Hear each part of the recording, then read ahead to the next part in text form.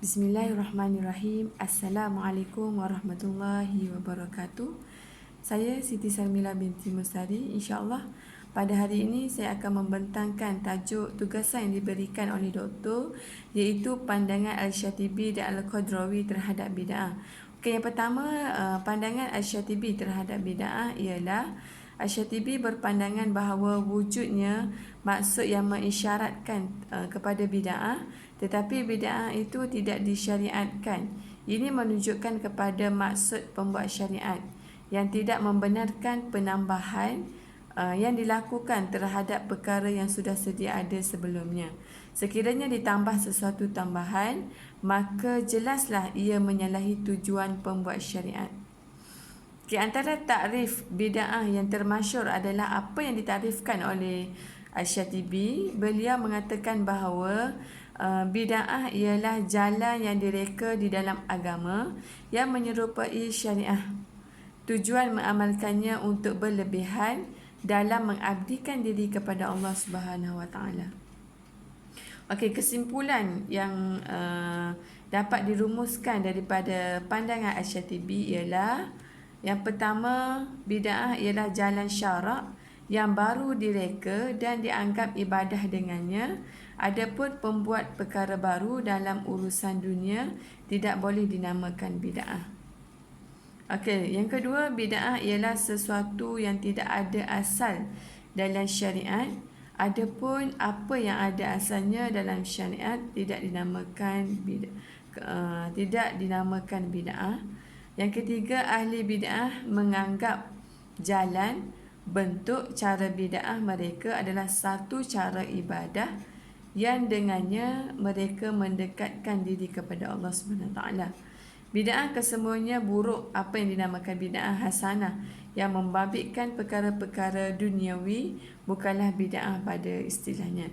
Itu adalah antara pandangan Al-Syatibi. Seterusnya, dari segi pandangan Al-Qadrawi terhadap bid'ah ialah beliau berkata bahawa bid'ah itu bukanlah semua sekali berada dalam satu tingkatan. Di sana terdapat bid'ah mughallazah, iaitu bid'ah sangat berat, bid'ah mukhaffafah, iaitu ringan, bid'ah muttafaq alaih, disepakati ulama, dan bid'ah mukhtalaf filha, iaitu diperselisih ulama. Bid'ah tersebut diringkaskan seperti berikut ialah bid'ah mughallazah, iaitu sangat berat, yang membawa kepada kekufuran, seperti kumpulan-kumpulan yang menyanggahi usul al-akidah, termasuk antaranya kumpulan Nusairiyah, Durus dan Ismailiyah Batiniyah. Okey, yang seterusnya bid'ah al-ghalizah, iaitu berat,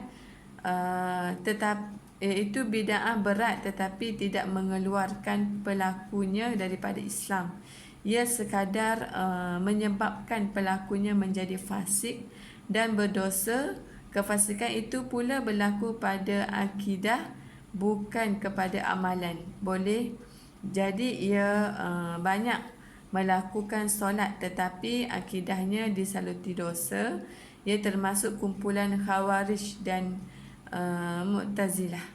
Seterusnya bid'ah ringan, iaitu bid'ah yang berlaku disebabkan kesilapan dalam berijtihad atau kekeliruan dalam mengambil hukum daripada nas. Ia dikira termasuk dosa-dosa kecil.